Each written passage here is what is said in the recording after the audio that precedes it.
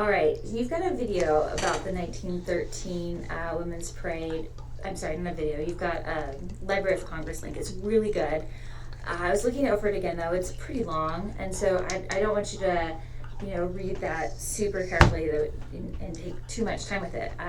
I wanted you. There's lots of great images about the parade there, and it does include a lot of the same stories that I tell in class. So certainly still look at it, but let me just give you some of those stories here. So the initiation of the parade I've already mentioned, right? Radical for women to think about having a parade, and the older guard like Carrie Catt and others sort of question Alice Paul and Lucy Burns in doing this. But again, they have those kind of more radical tactics that they're interested in, and so they cleverly coincide the parade to go with Wilson's inauguration. So Wilson shows up in Washington, D.C. for his inauguration. It's going to be the next day. And when he shows up, there's not a lot of people there. And he's kind of like, where are all the people? And somebody tells him they're at the Women's Parade. And sure enough, several thousand men march. And, countless bystanders are there to see, like, what's happening. Like, we've never seen this before. And so the women, if they're nurses, and you can see some of this in the pictures.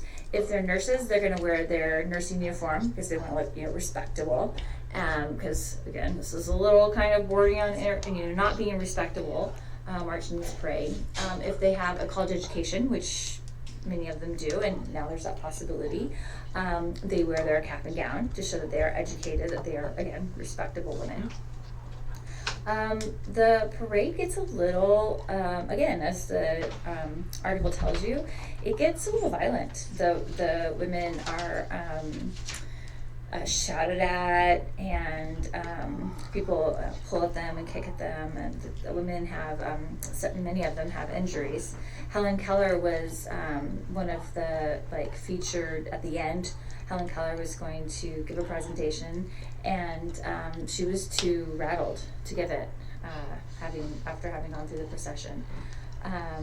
The police officers later, they'll be criticized for this, but at the time, the police officers who were there, they just didn't get involved, and just basically were bystanders while the women were attacked. There's a great story with Ida B. Wells, but I really liked the little 60-second video that I included in the module, so I want you to watch that. And so I'll save that Ida B. Wells story that I usually tell. One other kind of just fun link that I usually make in class is in 2017, Women's March in 2017.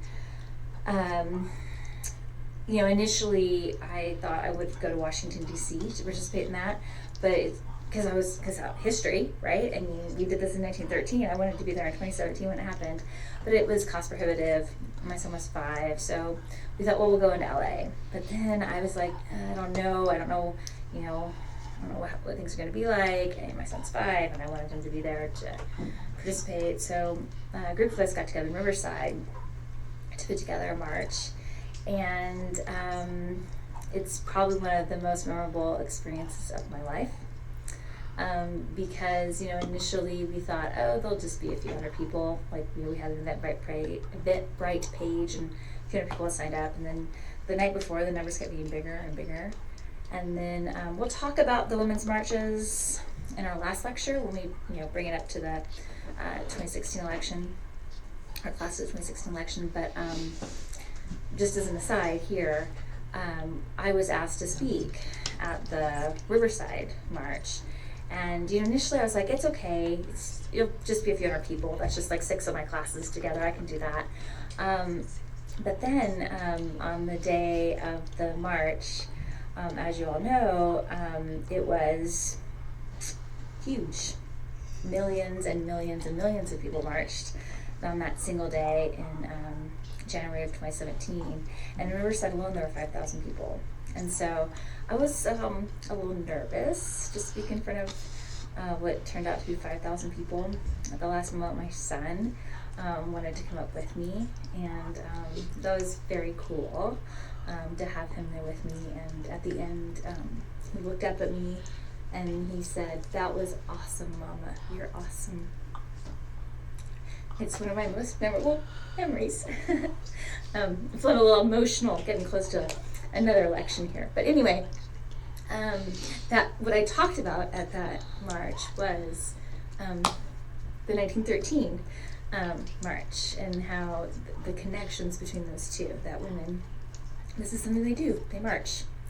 And so I often think about, when I talk about now the 1913 march, that connection to the 2017 march. So thank you for indulging my memory there for just a moment.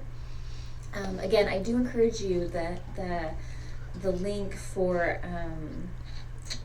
from the Library of Congress is long, so I don't want you to feel like you have to read through all of that. It would take longer than you need to, but definitely look at the images and give it a good skim and find some more stories in there. And don't forget to watch the Ivy Wells Barnett 60-second video, because it's a great story about her in this march. Take care.